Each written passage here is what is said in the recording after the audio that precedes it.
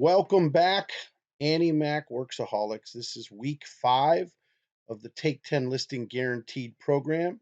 And as I said in weeks 1, 2, 3, and 4, I guarantee you'll take 10 listings. And the guarantee says if you don't, you didn't do the work. You just didn't do the work. Because I've got 32 years experience and about 500 realtors that work for me directly as a broker owner. I also have about a couple thousand realtors across the country that make over $200,000 a year that I work with specifically with these skills. And I would guarantee that if you don't take 10 listings from this, it's because you didn't do the work. We've been working on solicitation and unique selling propositions and creating urgency. We've also been working on some social media contact with sellers, some scripting for your letters and your telephone and your door knocking. And today we're going to talk about some listing presentation work and some digital marketing strategies that should help you go to the next level with your sellers. This is Take 10 Listings. It's all about upgrading your skills and managing your tasks with some coaching and accountability. Some of you submitted your source of business charts. Some of you snuck in through some odd way because I had instructed our staff to not issue passwords until we had source of business charts for week 5. And the reason for that is week 5 has gravity to it. Week 5 has some secret sauce built in. I think you're going to catapult your listing skills today if you pay attention. But source of business charting is important because you can manage 4 or 5 sources of business. And by managing a couple of sources of business rather than just managing your clients, you can actually create some structure and some accountability in a price point of just, $4,000 per closing. This little 10-hour commitment per week could absolutely catapult your income above 60,000. If you're in a market where the average commission is 6,000, this is a $100,000 business plan without question. And in some of the markets like Miami and Fort Lauderdale and Palm Beach or New York or New Jersey and around the country where the average contract is $300,000, that's $9,000 a file. And this would be a 10-hour commitment to be bringing home, probably $200,000 a year. I believe that with all sincerity. So you taking the time to create a source of business chart isn't for me, it's for you. Today we're going to dig into presentation skills. I want to show you what elite listing agents do in pricing. I also want to show you what elite listing agents do in the commission conversation with sellers. There's no one way to skin this cat, but ultimately, I want to show you what this form looks like. So let's just take the blank form with no numbers in it. And I want you to understand that the sliding scale down the left side is not the realtor's fault. The realtor doesn't dictate how many people will come see this house. The price dictates how many people will come see this house. It would be the equivalent of bringing an apple to the market and shining the apple up and putting it in a batch of other apples. Well, when the consumer walks to the apple bin at the grocer, if all of the apples are asking $1.19 a pound and your apple is asking $1.40 a pound, it doesn't compute. There's no reason that apple would be overpriced. So consumers refuse to look at it. That's what happens. It's not a function of the realtor, it's a function of the seller. And what great elite listing agents are good at doing is creating information that shifts the baton of responsibility where it belongs. So let's look at this grid, and I'm going to have the conversation with you today as if you were a seller. So I've done this conversation, 5,000 times, and this is about how it goes. The range for your home is somewhere between 220 and 240. And where you place your home within that range is going to dictate how many consumers come look at your house and how quickly it will sell. Is that fair? So let me show you, based on my experience in this market, having sold hundreds and hundreds of homes just like yours, what's going to happen based on your decision. So should you elect to go above retail pricing, which is the 240, you're the boss. You say jump, and I say how high. So you say 240, then I'm going to tell you that 97% of the people that make that decision are dissatisfied with their listing realtor. They create anger between themselves and their listing realtor. They get about 60 to 90 days in, and they're only having a couple of showings a month, and they're very frustrated. Sometimes they've had zero showings because, in fact, the consumers have other homes to choose from for that price point that are bigger, badder, better than that one. So what also happens is the buyers that do come see your house don't ever give any feedback. They don't ever write any offers. And the realtors from Caldwell Banker and Century 21 and ERA and Remax are just using your house to justify the value in the one that's asking 229.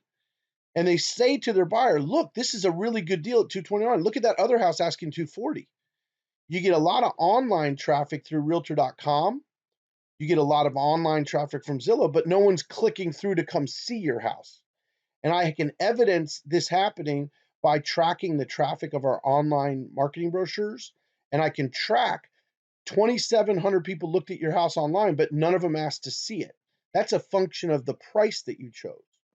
Now, should you elect to come a little closer to retail, you know, still about 3 out of every 4 um, clients get aggravated. They're on the market for, 180 days. They're frustrated. They get maybe 5 or 6 showings a month. So, like one showing a week, maybe 2 showings a week sometimes, but averaging one showing a week. And then they have, you know, the showing realtor didn't even call back. They didn't even make an offer. They didn't, they just moved on to the next house. And it creates a lot of online traffic. So you'll have, 1,300 people looked at the house and only 5 of the 1,300 clicked through to see it. Well, that's because it's at the top end of the retail pricing range.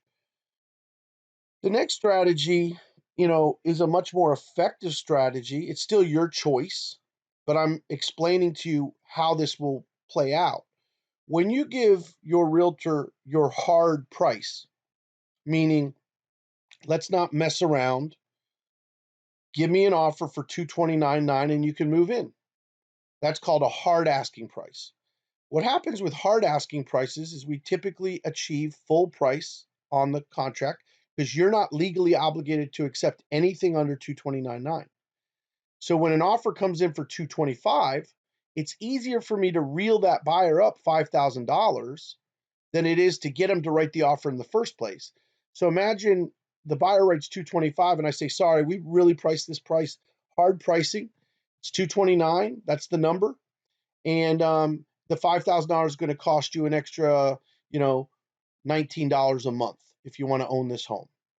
It's easy to get the buyer to agree to the additional little bit of money per month to pay 229.9 for the house because I can justify showing the buyer other houses that are asking more money and say, look, you can go down the street and buy that one for 235 or you could buy that one for 240, but if you want ours, it's 229.9. And trust me when I tell you, after 32 years in the residential real estate business, hard pricing is the most effective way to get your house sold, and we can achieve 60 days or less.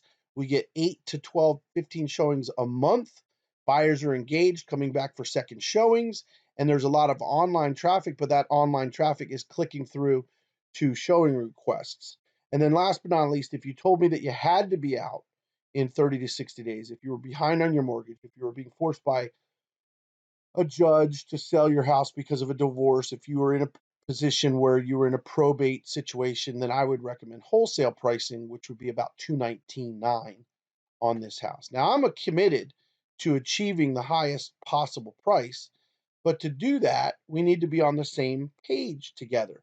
And that means I believe in firm pricing in this market. There's a lot of demand.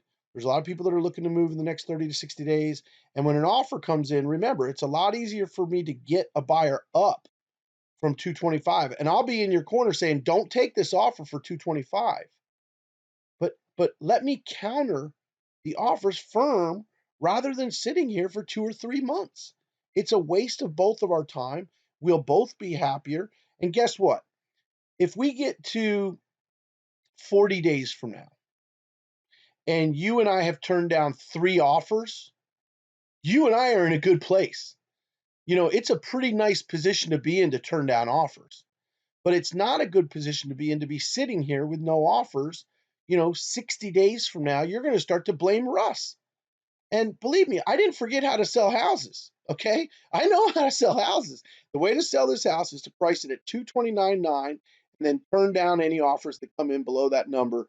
You'll expect to get a full price offer, and about 3 times out of every 10, I get over asking price. About 30% of the time, I'll get over asking price because I've got a couple of people looking at the same house. So my recommended price is 229. The range that you could choose from is wholesale at 220, retail at 234.9, or, if you really want to go 240, I'm going to strongly suggest that we do that for a couple weeks. It's really just going to hurt your cause. It's going to make us look bad in the market. So, where would you like to put the contract closing price on this house? Now, that's a very important question, and the way it's asked is equally important. I'm going to talk to you about that in just a minute. But in bright red, before we get into this commission matrix, any commission that you offer has to be approved by your broker. And these are examples of the cutting edge commission arrangements that elite listing agents apply when they're in a competitive situation. So remember, every seller's different. Every listing carries different scenarios. Sometimes you don't even have to have this conversation. And the last thing I'd like to disclose before we show you our commission matrix is sales is an art. There is no science to sales. The listing agent has to be artistic and must be adept at utilizing the right proposition at the right time for the right seller. So, as a third party coach, I am not advocating any particular commission strategy. I'm just showing what the big boys do when they're in a competitive bidding situation with a potential FISBO mentality, or if there's a potential multi-transaction opportunity. This is called a full court press, pulling out the big guns, exactly how it's done. I want to talk to you about how our company has made real estate commission much more friendly and much more win-win for the families that we serve. I've been doing this for a long time. The big ugly number is always 6%, right? 6%, it's kind of the industry norm, and that allows for the listing agent to offer out 3% of that money to a cooperating agent who may have a buyer from another real estate brokerage. This is really how the entire real estate agent industry works worldwide. The seller pays a fixed commission, and then a portion of that commission is offered to an agent to bring over a buyer. We do a program called the upgrade program, or the empty nester program, so that in the event that you're going to bundle your next transaction with us, you're going to save an immediate 1%. So we're always going to drop that 6% number down to 5% if you're ever going to buy another home from us. So the way that works in the real world is, let's say we sell your house in August and you don't buy your next home until December, you still have the 1% credit. You still own that.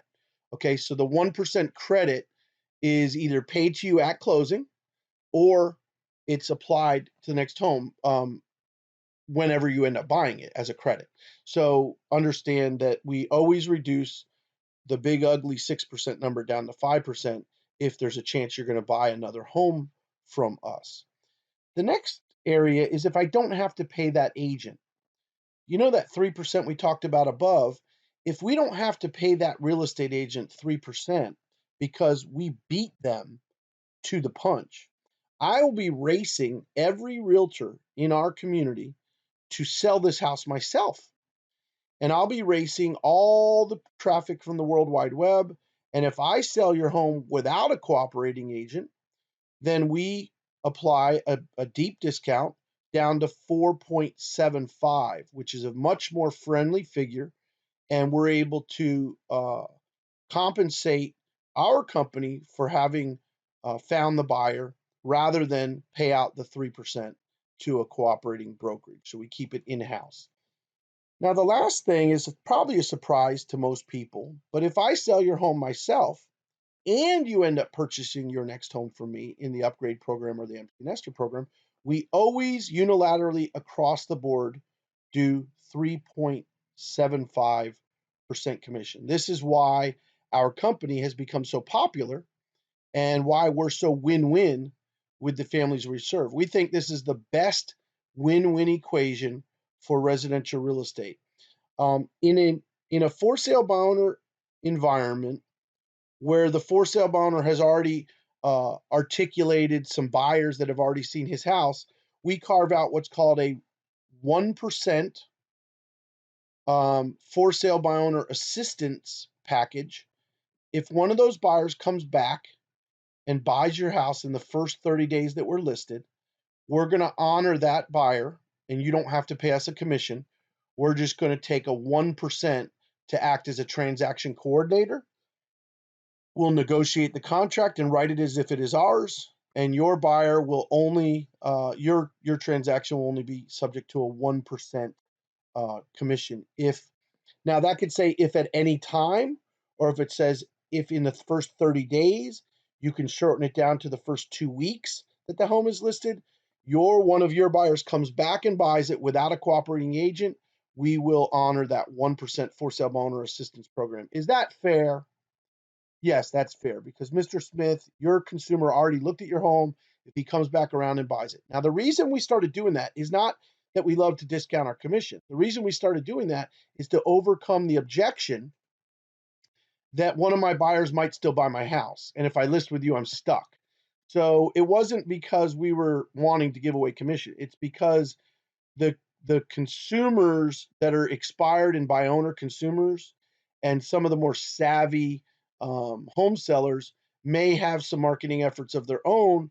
And in that case, we wanted to honor their marketing efforts. In 32 years, I've probably done 7 to 10 transactions whereby I acted as a for sale by owner assistance. It was really just a token gesture to let the seller know that we respect them and we are willing to bend if they are.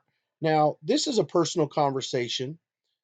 If I sell your home myself and you purchase your next home from me, this creates a curious equation, doesn't it? So, the way I end my presentation on commissions is I say, I want to ask you a question. I want to ask you a question. Based on this company's real estate commission matrix, and based on what I think is a much more friendly win-win commission arrangement, which one of these do you think that I personally make the most money? Think about that. If I'm the listing agent and I am motivated by money, trust me, I have a family to feed, I have kids to go to college, I have a lot of expenses that I use to build my business.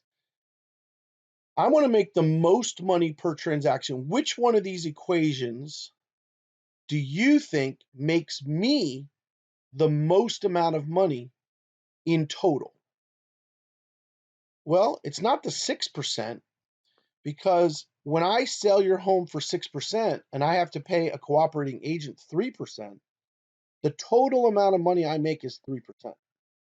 So if your house is 300,000, I make $9,000. That's not a bad check for 3, 4 months work, but it's what I would get out of this deal.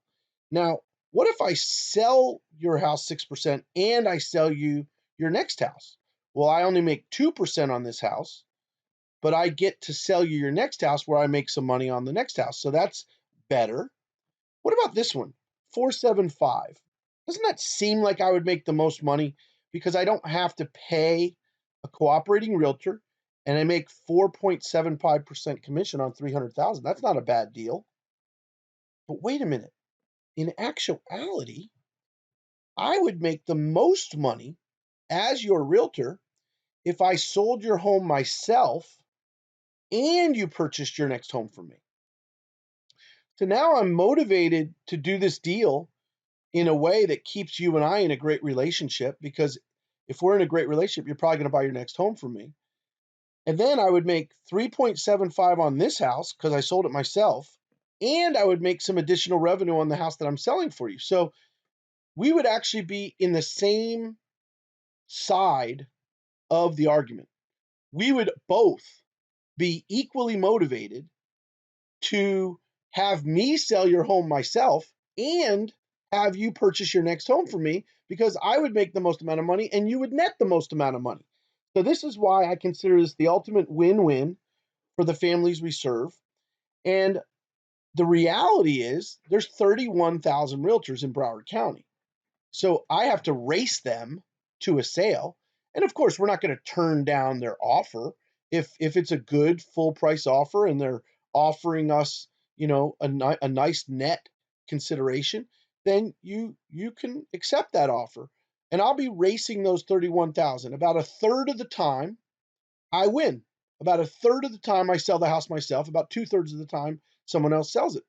But either way, I want you to know I'm motivated to sell it myself, and I'm motivated to keep our relationship moving in the right. Does that make sense? Now, I gave you a caricature of that presentation so that you could comprehend it all.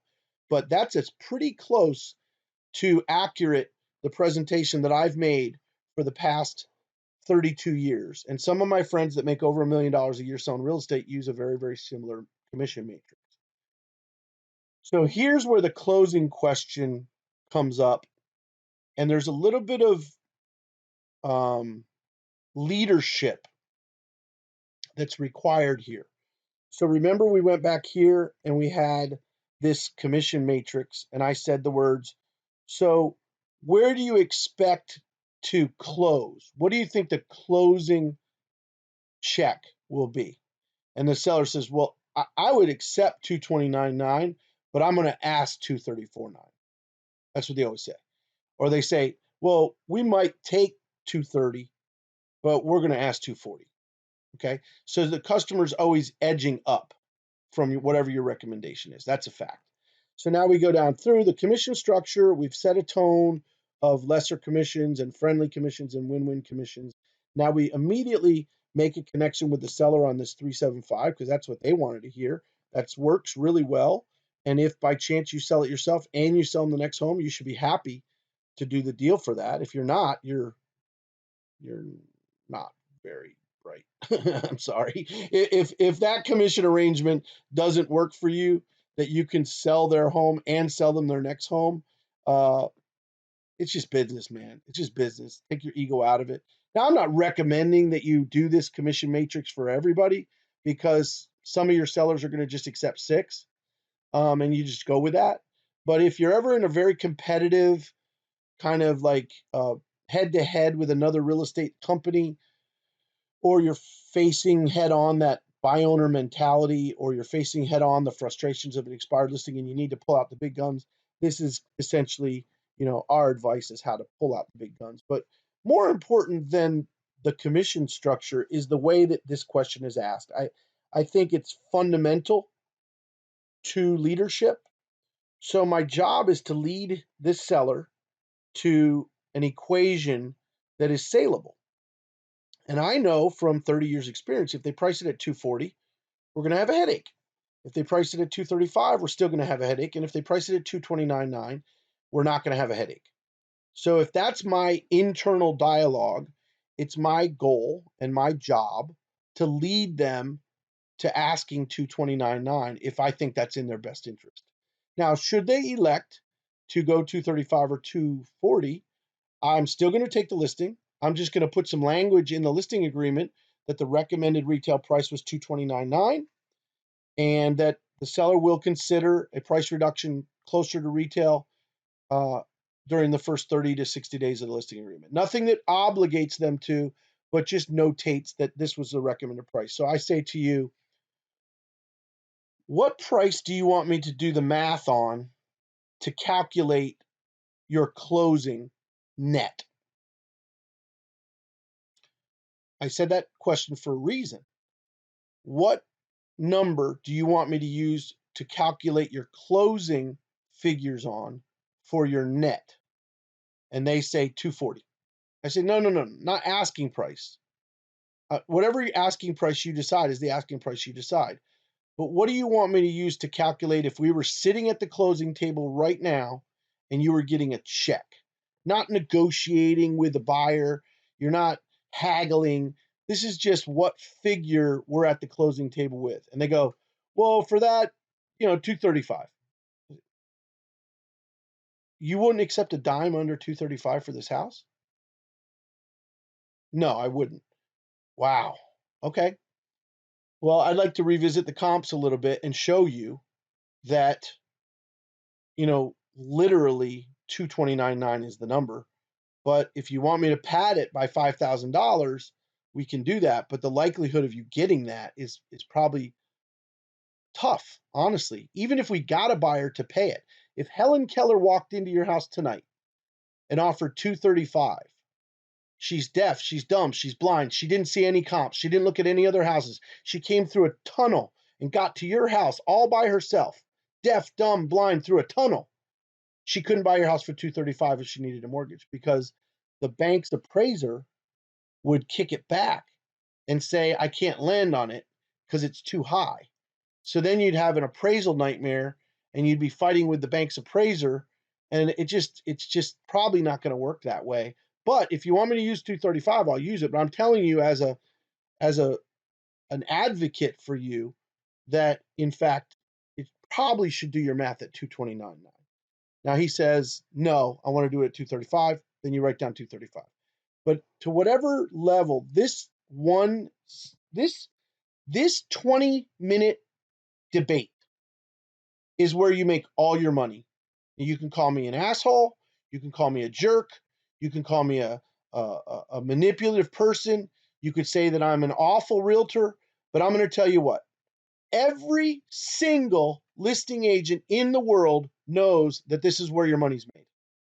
Because if you take this listing at 240, you're going to end up with an upset seller who wants to fire you and is mad at you and it probably expires. If you take it at 229.9, you're going to have a great reputation in the market. You're going to be sold fast and you're going to look like a hero.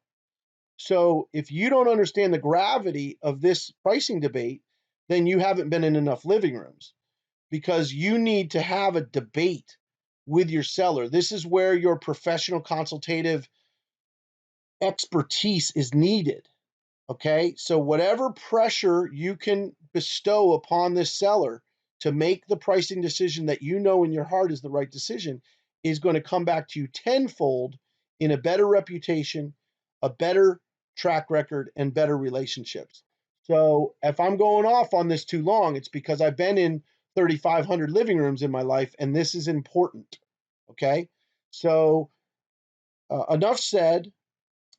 But whatever you can do within the tact, diplomacy, and professionalism to lead this seller to the right price is vital. So let's just use 229.9 to do the math, okay? Let's just use 229.9 to do the math. Whatever you decide to ask is your choice, but I'd like to do the math at 229.9. Is that okay? He says, okay, you can do the math at 229.9, but I'm not going to accept 229.9. Okay, but I think you'll like the math at 229.9. I really do. So I do the math at 229.9. You said to me your first mortgage balance was 150 and you don't currently owe any additional mortgages, second mortgage or liens on this house, right? there's some kind of standard abstract fees and attorney fees that the title company is going to charge. There's a $1,600 fee for doc stamps on the deed. Now, the buyer in Florida specifically, the buyer pays doc stamps on the title. Seller pays doc stamps on the transfer of the deed. It's like a buyer tax and a seller tax, but you're only paying for the seller side tax. If you paid the full 6% commission structure, which is what we're going to calculate it on first, and our brokerage charges a $4.95 transaction fee, you would end up with a total expenses of $166,392. That includes paying off your first mortgage. So from a net standpoint, there's 4 tiers that I want to show you. In our collective worst case scenario, if you paid a 6% commission and you never bought another house from me, you would net $63,508 in your pocket at closing. If you did end up buying your next home from me, that would net you an additional 1%, which puts you at $65,807. If I sold your home myself, you'd net $66,382. And at the bottom number, the one that's best for you and me, is if we sold your house ourselves and you in fact purchased your next home from me, you'd have just about $70,000 to juggle with. Does that? I know we use 229.9 for the number, and you're thinking more like 235. You can add between $4,000 and $5,000 to each of those numbers if we were able to achieve 235.5 or 235. But in my heart, as your agent, which means I represent you, I recommend you ask 229.9. You take your $65,000 to $68,000 in your pocket, and you're out the door. There's a moment of silence right now. You're watching the seller and the husband and wife talk to each other. You're not saying any words. You're leaving that piece of paper in front of them with a little point to the 66, 68 numbers. And you're saying, does that make sense? And then you're leaving it quiet.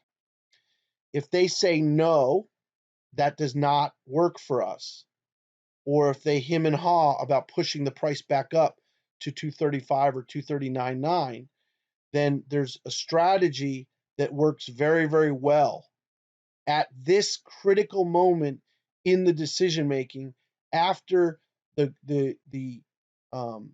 professional consultation, the tactful diplomatic methodology to lead them to 229.9. At the end of the conversation, if they say no, there's one more strategy that works well. I took the liberty of pulling up some of the houses that you like. And I want to show you how this mathematics plays out for you and I over the next 3 months. See, interest rates are really low right now.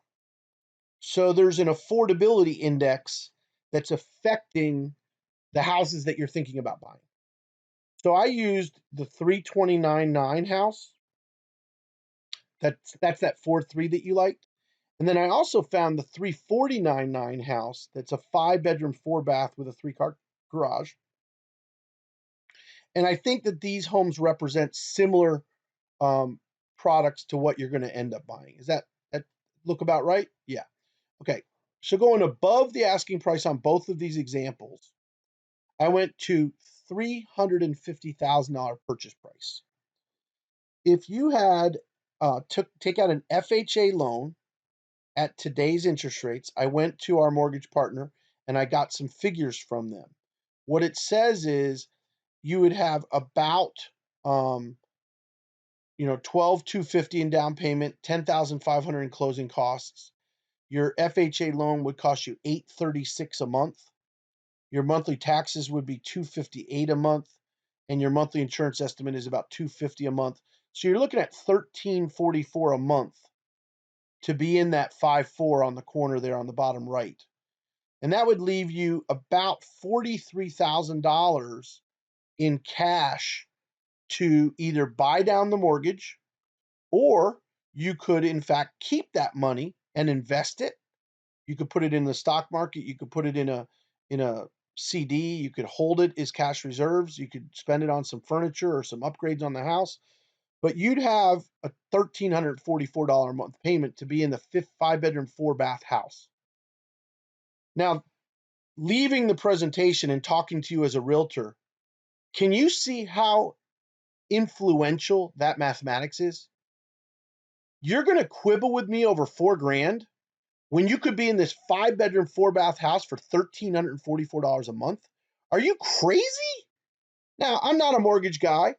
I would go to my Annie Mac mortgage guy. I would ask him to create the documents for me to justify these figures and be fairly accurate in it. And I would say, look, talk to the Annie Mac guy, because if you wait 4 months to sell this house, you wait 5, 6, 7 months to sell this house. What if interest rates go up 1%? What if you end up paying $1,600 a month for this house that you're going to buy because you waited? I mean, I just happen to believe that the affordability index is at an all-time low. The interest rates are low. The house prices are still pretty attractive. We get you into that house, and you're at $1,500 a month or less. I mean, that sounds like a winner, and you keep 45 grand in your pocket. Okay, that is a full court press, baby. That's how the best realtors in the business do it.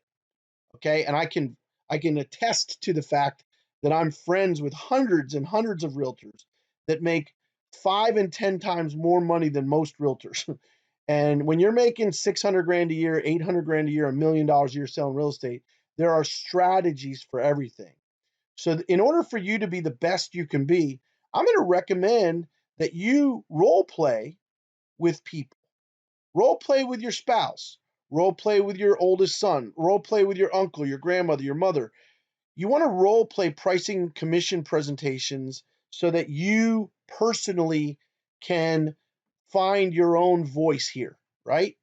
So I'd love you to send me an email of how your role plays went, what you thought, if you think I'm full of baloney, if this doesn't work for you, if you have better ideas. And for a bonus, we're going to go on to something we're going to call how to add value and stand out when competing for a listing. Most of the listings that you go on are going to be friends and family, close personal referrals, corporate referrals, or past customers. But when you're in competitive situations on the left, it's because you're working with an empty nester, you're working with an upgrade seller, you're working with a seasoned expired or an expired listing. You might be working with somebody who's facing foreclosure, or a landlord that owns multiple properties, so he's more savvy. You might be working with a really daft for sale by owner who has no idea what's going on in the real estate world, but you need to help them understand what's going on, and you need to add value and stand out. You might be working with some extended sphere of influence, friends or family that you're not as close to, where they're actually shopping you or comparing your offering to another realtor's. I've been head to head on about a third or maybe even a half of the listings I've taken in my life. And when you're head to head, you have to do more stuff to add value and stand out. When you're really on a lay down appointment with your grandmother, it's not necessary. And the reason this is such a disconnect for so many agents is because most agents never go on competitive listing appointments. They never venture outside of their sphere of influence or friends and family. And if they do, it's maybe in a farm area where they have some additional credibility. But when you're going to go into um, a competitive listing environment with an expired or for sale by owner, you're telemarketing, you're door knocking, you're using social mail the way we have in weeks 1 and 2. You're going to present features, advantages, benefits, what's in it for me, try to create as much value as you can. And then you're going to have to do some pretty aggressive follow up and relationship managing after, because they don't always decide that night. You would like them to, but they don't always decide that night to list with you. So presenting is all about features, advantages, and benefits. The seller wants to know what's in it for me and what are you doing above and beyond sticking my property in the MLS? How are you standing out from the crowd? Well, the first way that you as a realtor can show that you have a very powerful relationship to realtor.com, and that about 95% of all qualified buyers in the United States shop online. So the first advantage they get from switching from buy owner or choosing you is because you syndicate all of your listings to realtor.com, and that's a fantastic 2 million visitors a month. In addition, put your logo dead smack in the middle instead of the Annie Mac logo. We also syndicate your listing to literally thousands upon thousands of other real estate search sites like Oodle, Trulia, Google, Yahoo, HotPads, Craigslist, City Cribs, sites that you may or may not have ever heard of, but we're on those sites with your listings as well. So if there's 2 million visitors a month at Realtor.com and 2 million visitors a month at Zillow, there's another million or so visitors that show up on these other more random sites, and we're on all of them. I want you to know. So this is a huge internet data exchange that happens behind the scenes with our brokerage, and our brokerage is signed up for every single one of them. The next thing we're going to do is we're going to build your home a property website. That means we're going to create a standalone website that's named after your property. So it might say 1403 Broadmoor is for sale. 1403 Broadmoor is pricedright.com. And when we build that individual website for your listing, we can drive more traffic through our sales funnel because we can capture the traffic from Zillow. We can capture the traffic from Realtor.com by driving them to our single property domain name that's just for you. And if you know anything about how backlinks and cookies work, we can track the clients that come into our sales funnel through any site. We use a very distinctive sign rider that has your individual property's website on it. That means when a consumer drives by your house, they can quickly access all the information, and we capture um, their contact information when they do that. We are able to capture the contact information of anybody who scans on that. Now, that doesn't always happen. We build out a complete mobile website for your property. And this is something that I hope you're going to like. This is something that I'm very, very passionate about. When I traveled in Europe and I visited real estate companies, they all use these QR code technologies because in your iPhone, there is a QR code scanner now. That means um, the consumer has in their phone a scanner similar to the scanner that's in a Publix, grocery store or a Winn-Dixie grocery store. The scanner tells their smartphone some information. We use QR code scanner information on our Smartly Capture system all the time because it works so well. And let me show you something that we do for your open houses that's a little bit different than most companies do. Most companies are pretty happy to stick a sign in the ground and let strangers walk through your house. We don't believe that that's good business, and we don't believe it's good for your family's safety.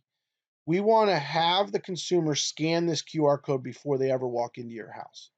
So when we sit open houses, we're going to sit open houses a couple times during our relationship. Remember, it's not the open house that I'm sitting at your house that's probably going to sell your house. It's the 60 open houses that I did over the last 6 months that's probably going to sell your house. I want to say that again. The open house that I sit has probably a 1 or 2% chance of selling your house. But the reason that I sit so many open houses as a company and as an individual real estate agent is because the open house that I did last spring, the open houses that I did last summer are going to be the buyers that are closing on your house this spring. Do you understand how that works? So 60, 70, 80 open houses a year is what the value is. It's not one open house over another. If that were the case, we'd all just sit open houses and sell our houses.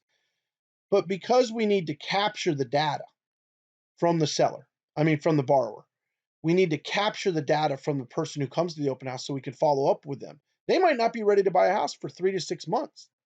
But because we captured the data last spring, we're able to help that consumer buy a house today. Let me show you how we capture the data. It says, "Welcome to our open house. The homeowner has asked if you'd please sign in by scanning the QR code below." They simply pull up their phone. You can do it right now on the screen. Point your camera at that QR code and look what happens.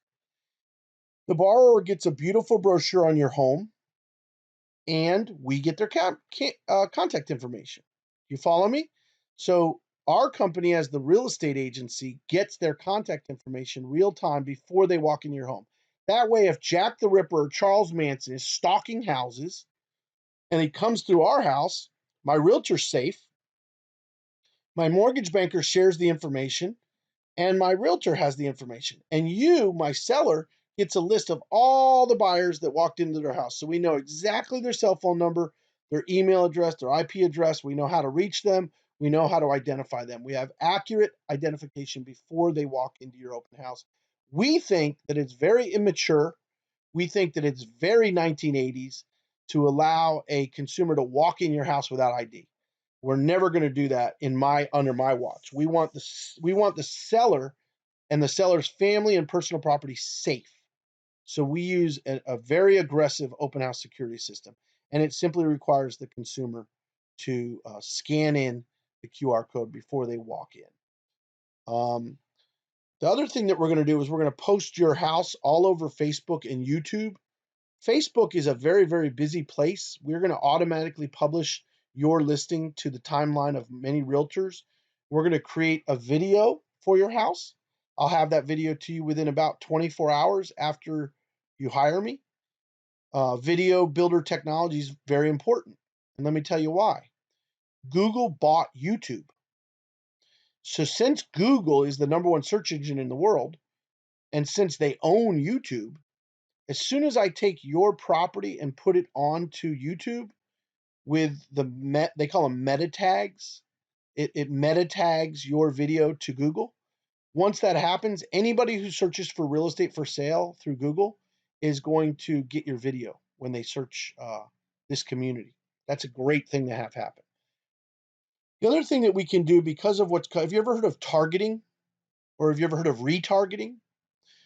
Because the social media sectors are so efficient now, we can target consumers in the communities that they live in.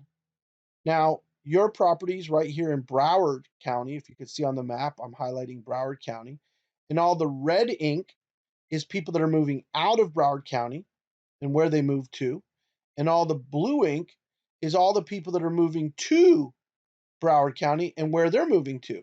So if you're a realtor and you work in Broward County, wouldn't it make sense to target New England, New York, and New Jersey?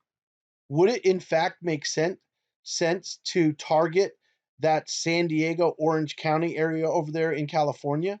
Now, I can target those areas where the highest probability of consumers are going to come from.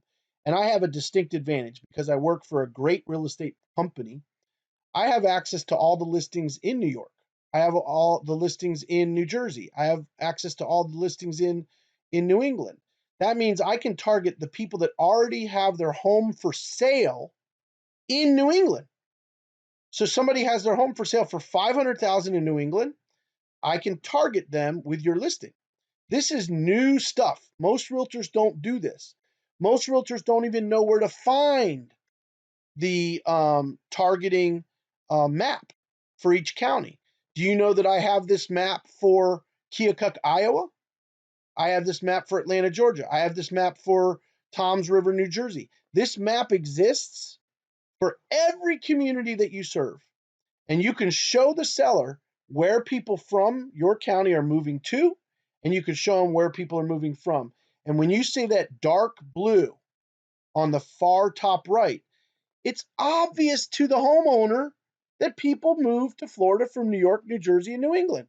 It's obvious based on this map that people are relocating frequently from San Diego and Orange County, California.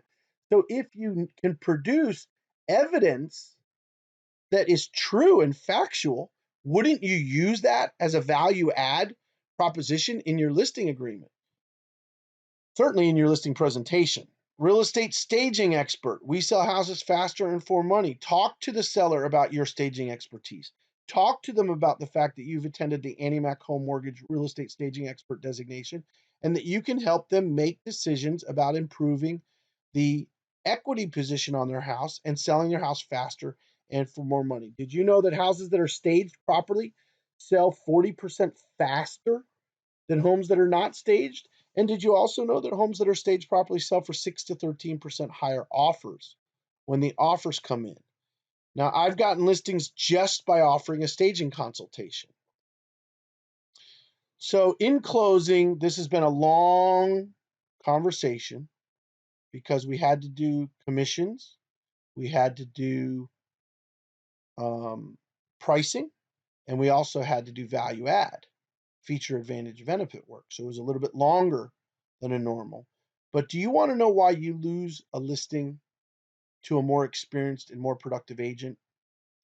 If you listen, and I mean really listen, you personally can stop losing listings to more experienced real estate agents. See, a more experienced real estate agent creates gravity, gravitas. He makes himself and his service feel more important than you do. A more experienced agent takes credit for getting the mortgage squared away, takes credit for making sure the title's handled, takes credit for making sure the termite and roof is going to be handled, takes credit for having an appraisal background and having good marketing and doing the research on where people are moving to and from. The experienced professional takes credit personally. And the experienced professional doesn't say, you can do this, you can do this, you can do this. They say things like, let me handle that. I'll handle that. I'll take care of that for you. I'm going to make sure that that's handled. You don't have to handle that. I'll handle that. Don't worry. I'm going to take that off your plate. I handle that. Top realtors don't him and haw about anything. They know that they know. They know who they're going to turn to for wood rot. They know who they're going to turn to for roof repairs. They know who they're going to talk to about their mortgage. They have a cabinet of service providers that serve them because they're a top realtor. So it makes them look more important and more valuable. And they always tell anecdotes or stories about other situations that they handled that went well that they did. Inexperienced agents don't do that. They don't say, I've been there, I've done that. I did one just like this before. I closed a 5-4 where the garage was enclosed. They did a non-permitted. Don't worry, I can handle that for you. Don't worry, I know how to do that. I'm the person to handle that. They create a centrifuge, a centrifugal force around themselves that takes credit, creates gravity, and handles problems. And they act as though they know better and they've been there and done that.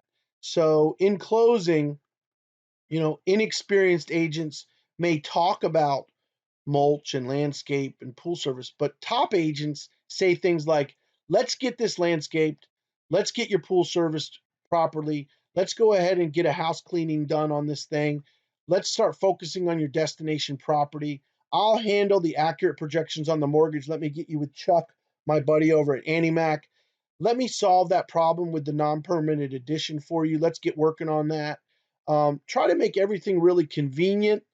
And, they're really good at making themselves seem like the center of all that value. Don't be shy. You have to take credit for all that. If you want to stand out from the crowd, say something like, my pool guy, my house cleaning team. I have a friend in Pensacola who can help you where you're moving. I have a friend in Atlanta, Georgia who sells real estate. I have a friend, since you're moving to Wellington, I want to introduce you to my friend in Wellington. I have a mortgage partner that can handle Wellington for you. Don't worry. Let me get you an accurate payment from my mortgage partner. Let me get Chuck to come over with me and sit down with you next week. He's my mortgage partner. Let me handle this for you. I will offer my whole team to help you with your move. Let me get you some moving estimates this week. Don't worry, I have an appraisal background, so I know how this works. Maybe you're licensed to do appraisals. Everything is my team, my lawyer, my title company. I can get your home additional exposure through my resources. We have a special event coming up that I'm hosting. You can use my truck for that. It sounds silly, but these are the things that you can do. Don't worry, after every closing, we host a housewarming party for you. If you allow us to, we'd like to host your housewarming party. And I have a concierge director that works for me that will arrange for all that. Don't worry about that. Can you see how you feel like you're swept up in a much more tangible exchange of value to someone who must be competent and must be a guru? Because he has all this stuff already worked out. She has all this stuff already worked out. Timid agents, inexperienced agents don't say that. They qualify everything they say, and they don't close listings because they don't look the part. You've got to have a cabinet of service providers. Get loyal with your AnnieMac mortgage professional. It will pay you 10 times more money to have a loyal, committed referral relationship with a good mortgage professional. Get a great attorney, get a great title company, get a great handyman, get a great pool company. You need to have this arsenal of services at your disposal, not some referral network. So if you wish to continue Take 10 listings, there's one more week. Make sure you've turned in your final source of business chart, but you're going to answer the question for me. Based on what you learned today, I'd love for you to role play your commission and pricing matrix with someone and get some feedback from them. But the most important thing is that you find 5 of the features, advantages, and benefits that we talked about and make them your own. Maybe it's staging, maybe it's destination property grid, maybe it's that map that shows all the areas. Maybe you want to use the the QR code open house security system. Maybe you want to use the digital marketing IDX exchange to all the syndication and really articulate to your seller how that works. Whatever feature, advantage, benefit that you're going to articulate to your brokers, steal some of ours or find your own and send me your 5 favorite fabs. Say that fast. 5 favorite fabs. Features, advantages, and benefits. What are the 5 things that you're going to talk to every seller about from now on? Answer it on the quiz afterwards and send me an email to coaching@AnnieMacWorks. I'll get right back to you if I can. As soon as I can, I'll get back to you. We hope you're appreciating the gravity of week 5. It was something that was very important to me to get out. We'll get back together for week 6 next week. Thanks so much.